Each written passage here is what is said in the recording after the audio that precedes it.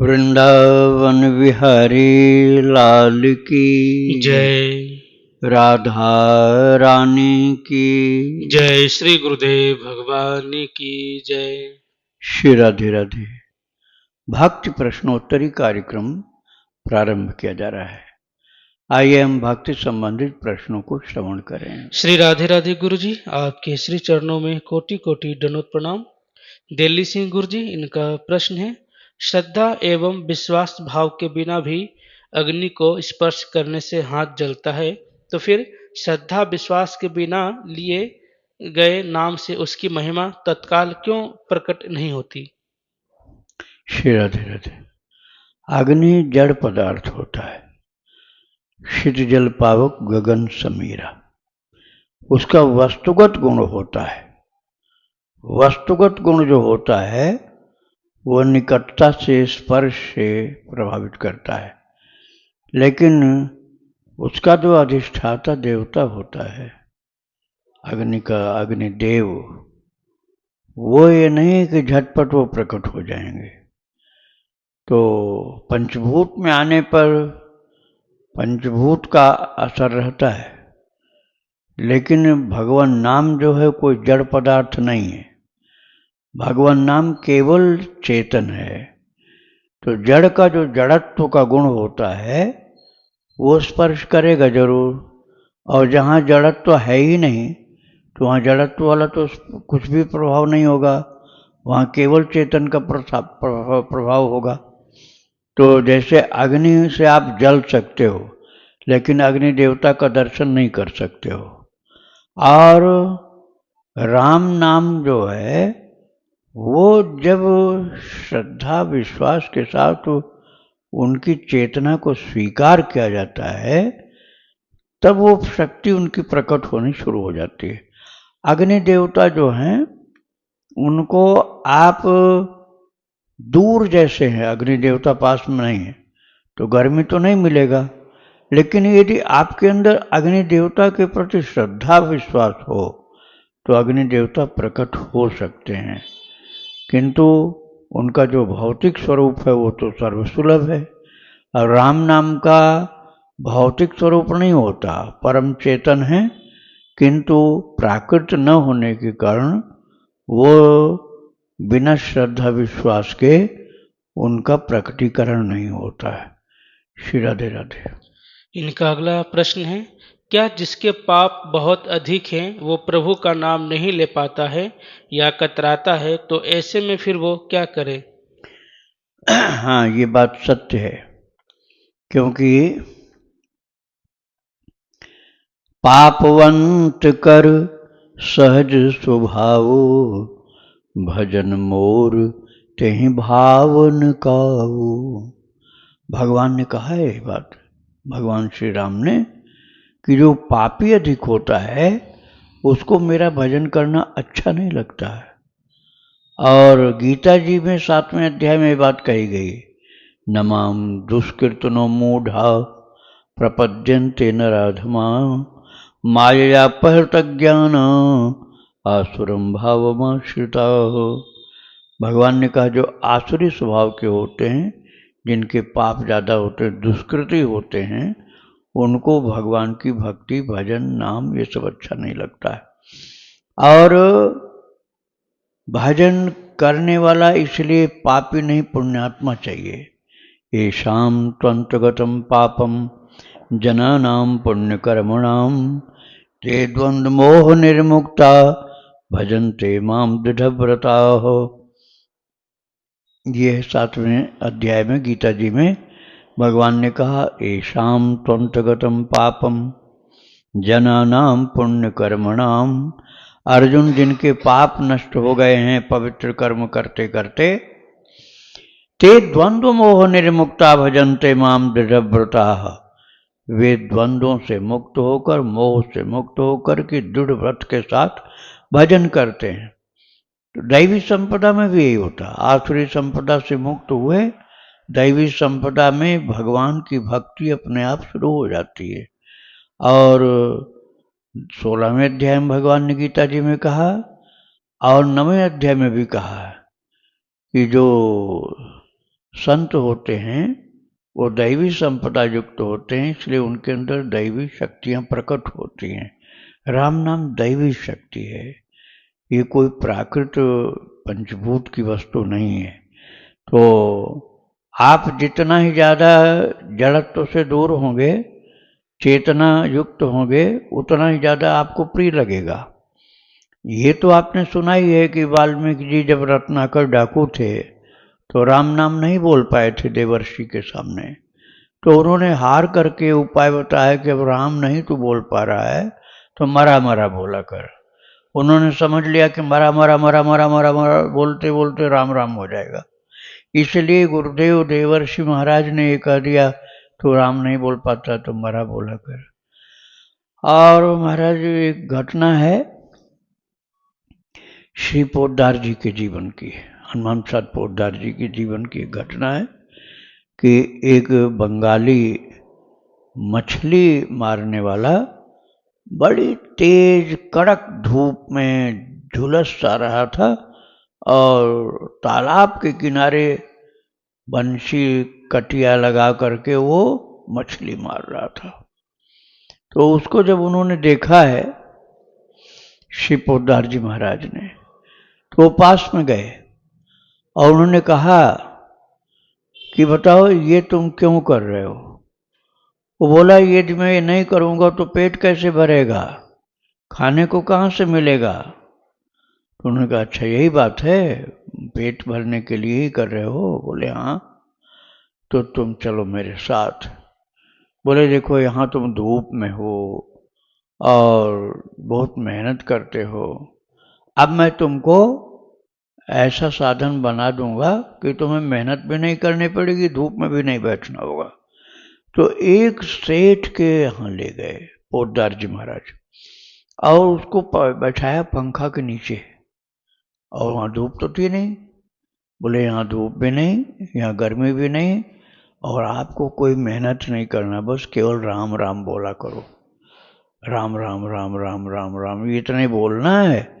और देखो तुमको खूब बढ़िया खाने पीने को मिलेगा, कपड़ा मिलेगा, सोने की अच्छी जगह मिलेगी। तो अब बिना परिश्रम के ही जितना वहाँ कमाई करते थे उससे ज़्यादा कमाई तुम्हारी होगी। मछली मारकर बेचते थे उसमें जितना मिलता था उससे ज़्यादा मिलेगा यहाँ। अगले दिन पोद्दार जी महाराज गए उस सेठ के यहाँ जहाँ बैठाया था मछुआरे को। बोले कहाँ है वो, कुछ राम राम कर रहा है। बोले महाराज वो तो आपके जाते ही भाग गया यहाँ से, अब कहाँ गया ये नहीं मालूम। तो श्री पोद्दार जी फिर गए वहीं, तो देखा वहीं तालाब के किनारे मछली मारने के लिए धूप में बैठा। तो बोले कि भाई तुमको वहाँ कोई तकलीफ थी, कोई कष्ट था, खाने पीने को बढ़िया नहीं मिला क्या। बोले खाने को तो बहुत बढ़िया मिला, ठंडा भी था, गर्मी भी नहीं थी, धूप भी नहीं थी, लेकिन मुझे वो राम राम बोलना अच्छा नहीं लग रहा था। उसने कहा बस यही परेशानी थी कि मुझको राम राम बोलना पड़ता था, वो मुझे अच्छा नहीं लग रहा था, इसलिए मैं वहाँ से भाग आया। अब यहाँ मैं अपना मारता रहूँगा मछली, मुझे राम राम तो नहीं बोलना पड़ेगा, इसलिए मैं वहाँ से आके यहाँ बैठ गया कि मुझे राम राम नहीं बोलना पड़े। तो यही है पापवंत व्यक्ति का स्वभाव। मछली मारकर पाप करते करते करते इतना मलिन आत्मा कर लिया था अपनी कि उसको राम राम बोलना खराब लग रहा था और मछली मारना अच्छा लग रहा था। इसलिए भगवान राम जी ने कहा है पापवंत कर सहज स्वभाव, भजन मोर तेहि भावन काऊ। जो पापी व्यक्ति होता है उसका ये सहज स्वभाव हो जाता है कि उसको भागवत भजन अच्छा नहीं लगता, राम नाम अच्छा नहीं लगता। जितना जो निष्पाप होता है, जितना पवित्र आत्मा होता है, उतना ही उसको भगवान का भजन अच्छा लगता है। उसको पाप वाले काम अच्छे नहीं लगते, भजन भगवान का करना उसको अच्छा लगता है।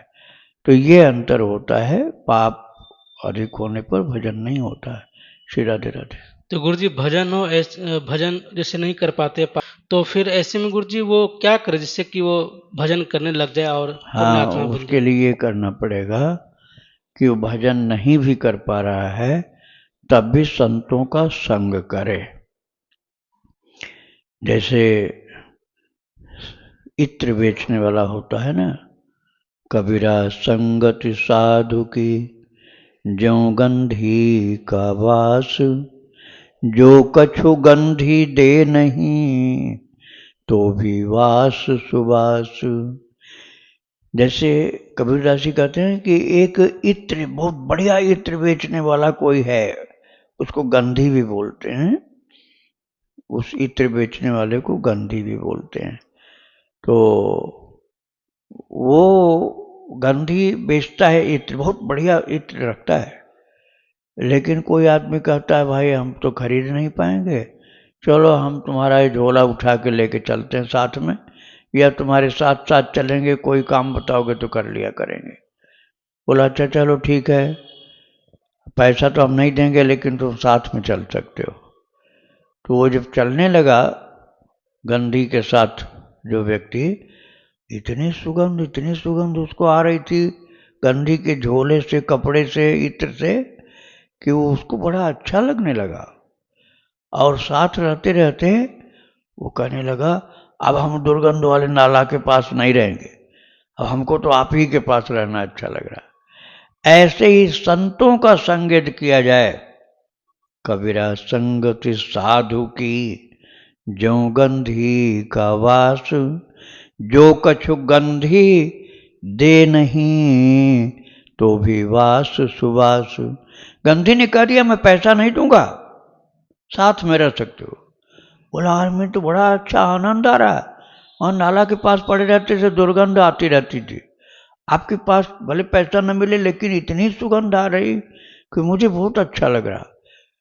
तो कबीरदास जी का कहना है कि ऐसे ही साधु पैसा रुपया भले न दे, लेकिन उनके संग रहने पर ही गंदी आदतें छूट जाएंगी, गाली बकना छूट जाएगा, चिढ़ना झगड़ना लड़ना भिड़ना छूट जाएगा, और फिर इसके बाद भगवान की भक्ति तुमको अपने आप अच्छी लगने लग जाएगी।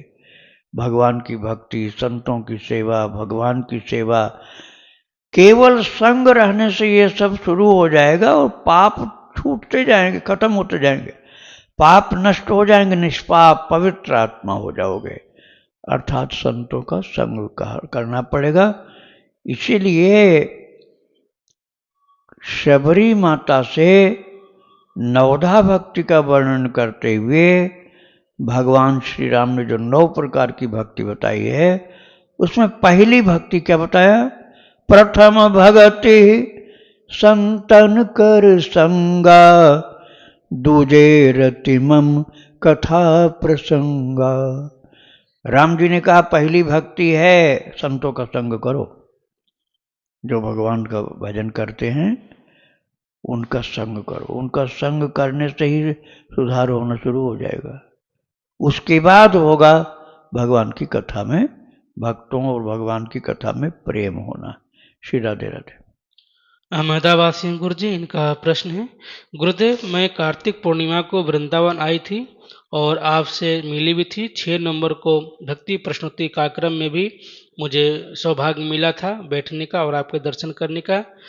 मेरा बहुत दिन का सपना था मेरा गुरुदेव, मैं प्रत्यक्ष आपके दर्शन करूं, जिसके द्वारा लिखे हुए इतने भक्तों का चरित्र सुनती हूँ गुरुदेव, पर मेरी शारीरिक अवस्था के कारण मैं वृंदावन के ना तो परिक्रमा कर पाई, ना गोवर्धन की परिक्रमा कर पाई, और गुरुदेव मेरा शरीर स्वस्थ नहीं रहता है, पैर में तकलीफ के कारण, और मेरा मन वहाँ से कहने लगा कि मैं घर पर ही ठीक थी, यहाँ आकर भी कुछ नहीं कर पा रही हूँ, खाली थोड़ा मुख्य मंदिर के दर्शन किए गुरुदेव। मुझे जो ऐसा लगने लगा था कि मैं घर पर ही ठीक थी। मैं यहाँ कुछ परिक्रमा वगैरह नहीं कर पा रही हूँ, तो क्या मुझे उससे पाप लगेगा गुरुदेव? और यहाँ से सोच कर गई थी कि बहुत सारे संतों के दर्शन कर लूँगी, पर आपके दर्शन के सौभाग्य मिला, राजेंद्र दास जी महाराज के दर्शन का सौभाग्य मिला, उनके आश्रम में रहने वाले परमहंस बाबा का भी दर्शन प्राप्त हुआ। इसके सिवा मैं कहीं कुछ नहीं कर पाई गुरुदेव, ना परिक्रमा कर पाई, और वहाँ से आकर के मुझे बहुत दुःख हो रहा है कि मैं वहाँ जाने के बाद भी परिक्रमा वगैरह सब नहीं कर पाई।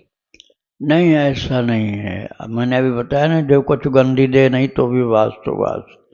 वृंदावन धाम में आप आई तो वो बेकार नहीं गया, क्योंकि यहाँ की रज उड़कर तो आपके शरीर में लगी ही लगी, यहाँ की वायु आपको लगी, कुछ संतों के निकट भी आप पहुँच गई। हो सकता है मंदिरों परिक्रमा मार्ग से भी आप गुजरी होंगी, तो वहाँ की रज लगी होगी। तो कुछ तो लाभ मिला है, लेकिन उसका अंदाज आप नहीं लगा पा रहे। अब अगली बार कभी फिर आने को मौका मिले तो आप मंदिर में ज़्यादा भीड़ हो तो भले न जाओ, लेकिन परिक्रमा मार्ग में जाना। परिक्रमा मार्ग में रज उठा उठा करके वहाँ की धूल माथे में लगाना, तो बन सके तो लौट भी जाना वहाँ। नहीं लौटने की शक्ति शरीर में हो तो रज उठा उठा करके माथे में खूब लगाओ परिक्रमा मार्ग में। तो इससे परिक्रमा न कर पाने पर भी परिक्रमा का लाभ मिलेगा। और कुछ लोग रिक्शा से करते हैं परिक्रमा, आप चाहो तो कर सकते हो, और नहीं करना है तो परिक्रमा में बैठकर या झुककर या लेटकर वहाँ की रज को शरीर में लगाओ और भगवान का नाम खूब गाओ, पुकारो प्रभु को। राधे राधे। कंचन जी हैं, इनका प्रश्न है, गुरुदेव मेरे पास कृष्ण का स्वरूप 100 पीस रूप में ही है, जो मेरे भाव के अनुरूप है, और स्वयं ही मेरे पास उपहार के तौर पर आ गए थे।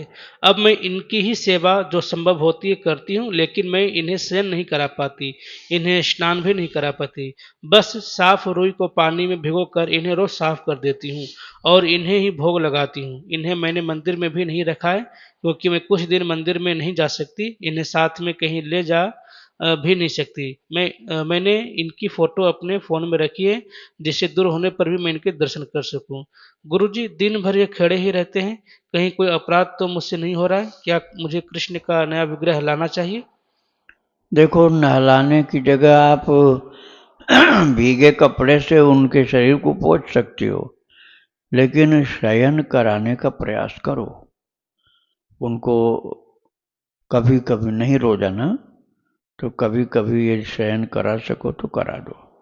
और बिल्कुल ही संभव नहीं है शयन कराना, तो उनके सामने एक बिस्तर लगा दिया करो और प्रार्थना कर दो कि प्रभु आपका शयन करने का मन हो तो शयन कर लेना।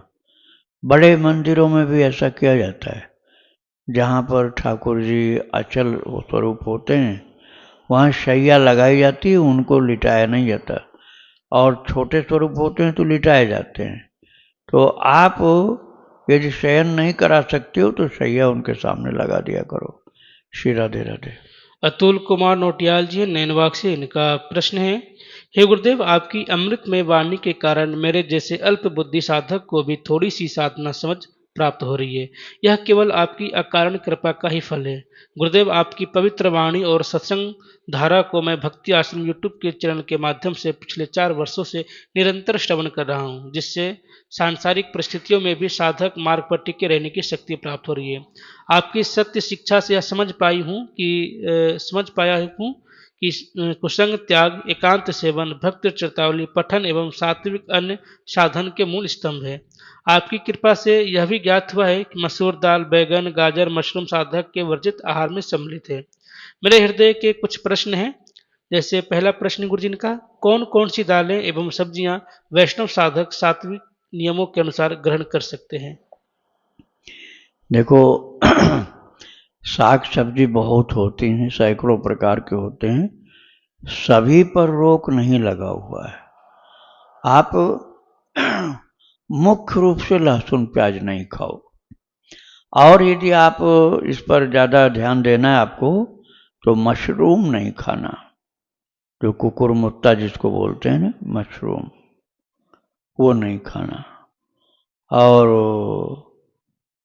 यदि आपको और ध्यान देना है तो गाजर जो काली वाली होती वो नहीं खानी चाहिए, और जो आपके यहाँ रीति रिवाज के अनुसार मना हो उसको भी आप मना कर सकते हो। तो कुछ दुर्गंध वाली कोई सब्जी होती हो तो उसको मत खाना। भगवान को भोग लगाना है सात्विक, जहाँ तक आपकी बुद्धि हो सात्विक ही होना चाहिए भोग में, और उस भोग लगने के बाद प्रसाद ग्रहण करना चाहिए। राधे राधे। इनका दूसरा प्रश्न है, प्रशिक्षण अथवा यात्रा के समय बाहर शुद्ध सात्विक भोजन किस प्रकार प्राप्त किया जाए? कृपया कुछ व्यवहारिक उपाय बताने की कृपा करें। अब जैसे आपने देख लिया कि बैगन की सब्जी है तो बैगन भी नहीं खाया जाता, भोग नहीं लगाया जाता, उसको मत लो। लेकिन सादा भोजन यदि कहीं मिल रहा है और वहाँ लहसुन प्याज नहीं बना है, गंदगी की चीज़ें वहाँ नहीं बिकती हैं, तो आप उसको खरीद कर भोग लगा सकते हो। और आपने देख लिया हो कि उसी दुकान में मांसाहार भी बिक रहा है, मांस मछली बिक रही है, तो फिर वहाँ से नहीं लेना चाहिए। जहाँ मांस मछली नहीं बिक रही हो ऐसी दुकान से ही लेना चाहिए। तो नहीं तो फिर दूध ले लो, दही ले लो।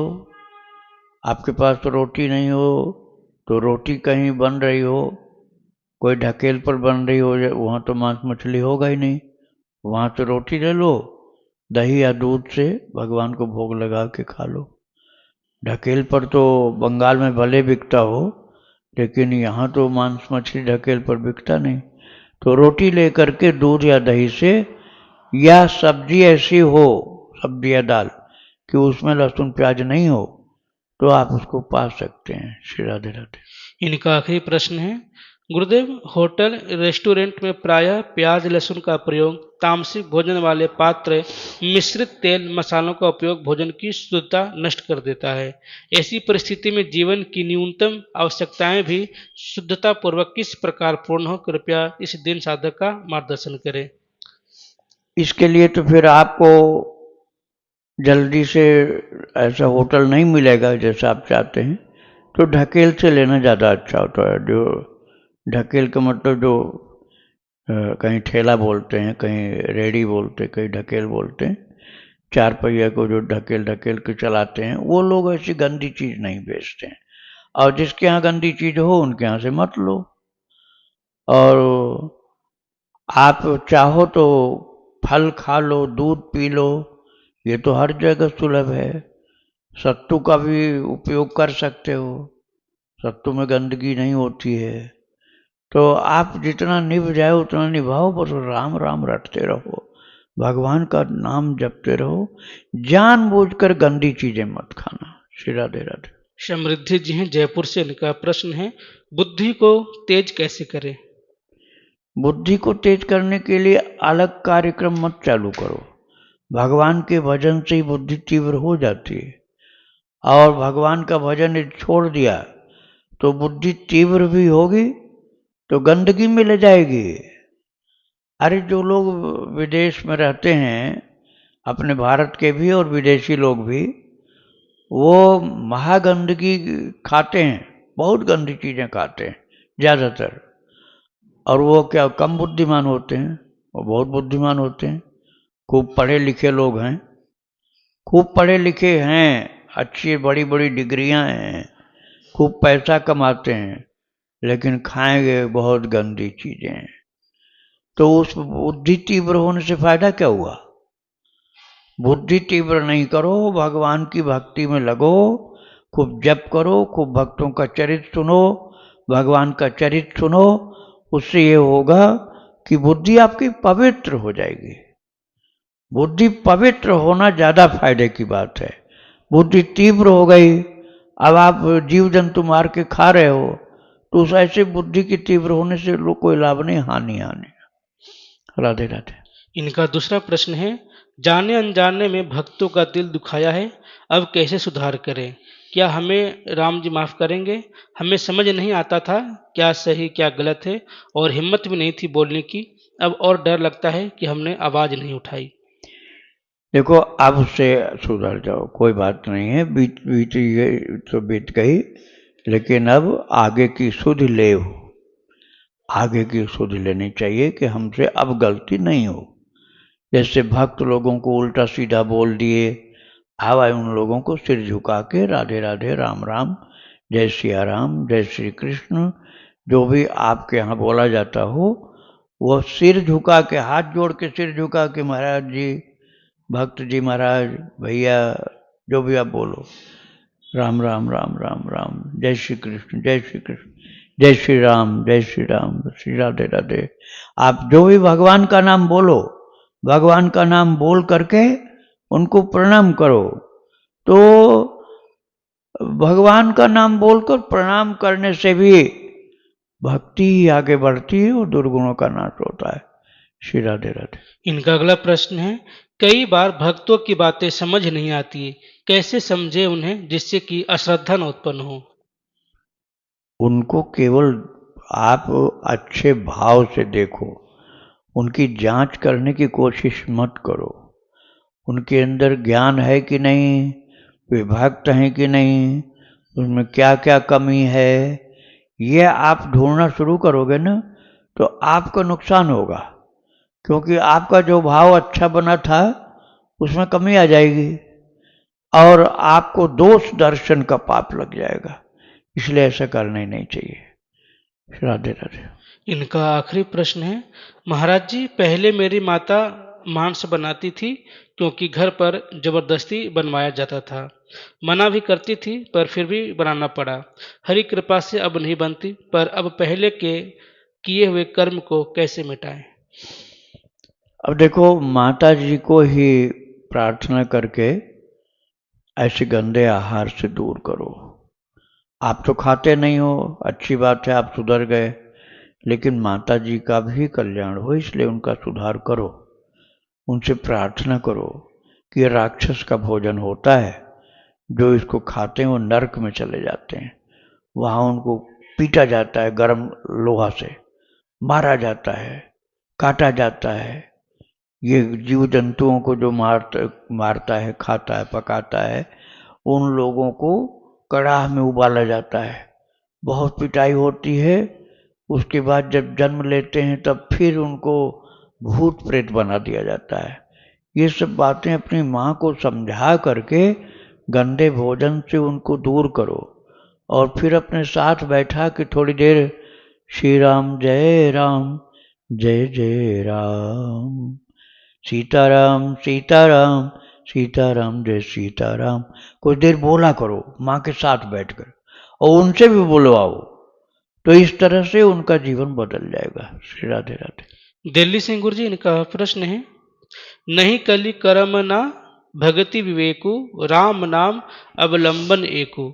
मानस में इसका तात्पर्य क्या हुआ? हाँ, बिल्कुल ठीक है आपका प्रश्न।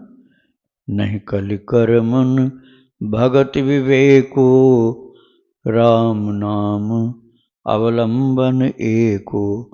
इसमें 3 चीज बताई गई, कर्म, भक्ति और विवेक। ये 3 साधनाएं होती हैं मुख्य रूप से। क्या क्या? कर्म, विवेक और भक्ति। इसी भक्ति को वेद में कहा गया उपासना, उपासना कांड। वेद में कर्म कांड है, उपासना कांड है और ज्ञान कांड है। उसी ज्ञान कांड को यहाँ विवेक कहा गया। ज्ञान कांड को कहा गया विवेक, उपासना कांड को भक्ति कहा गया और कर्म कांड को कर्म कहा गया। नहीं कलि माने कलयुग, नहीं कलि कर्म न भगति विवेको, नाम राम राम नाम अवलंबन एको। तो ये पहले पूर्व युगों में ये 3 साधनाएं होती थी, वेद के अनुसार चलते थे लोग। कर्मकांड आज भी सबसे ज्यादा विस्तृत चलता है, कर्मकांड। दूसरा है उपासना कांड, तो उपासना कांड में देवी देवताओं, नवग्रहों, इन सब का पूजन कराते हैं और कर्मकांड भी उसमें रहता है। और तीसरा होता है आत्मज्ञान ब्रह्म ज्ञान, जिसको विवेक का मार्ग कहते हैं। तो तुलसीदास जी कह रहे हैं कि कलयुग में नहीं, कलयुग में ऐसा नहीं हो पाएगा। न तो कर्मकांड से भगवान की भक्ति मिलेगी, न प्रेम मिलेगा, न उद्धार होगा, न ही कलि कर्म, न भगति, न उपासना कांड से मिलेगा, और न विवेक, न ज्ञान कांड से मिलेगा। तो जो तीन ही चीज बताई गई है, वेद में तीन चीज बताई गई है, कर्म कांड, उपासना कांड और ज्ञान कांड। ये तीनों से नहीं मिलेगा तो फिर कैसे मिलेगा? तो तुलसीदास जी कहते हैं एक तरीका है, राम नाम अवलंबन एको। एक राम नाम का सहारा है, तो इन तीनों को चक्कर में न पड़कर राम नाम में जुट जाओ मेहनत से, रात दिन जपो, लिखो, गाओ राम नाम, अर्थात भगवान का नाम। तो आप सच्चे भक्त बन जाओगे, मनुष्य जीवन का लक्ष्य प्राप्त हो जाएगा। तो ये आखिरी बात जो थी, प्रभु के नाम का आश्रय, यही सार सर्वस्व है। वृंदावन विहारी लाल की जय। राधा रानी की जय। श्री गुरुदेव भगवान की जय। श्री राधे राधे।